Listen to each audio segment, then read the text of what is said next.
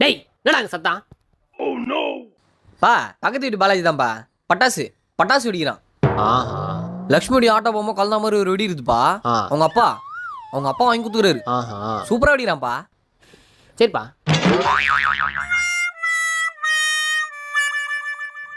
மா தீபாவளிக்கு பண்டு போட்டியா வந்துச்சுடா.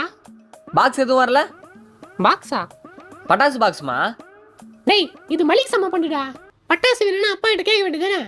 அப்பா கேக்குது, ஆனா கேட்காத மாதிரியே இருக்கிறாரு.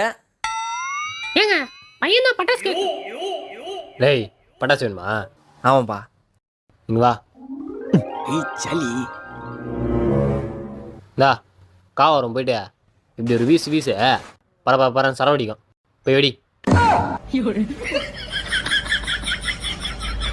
டேய்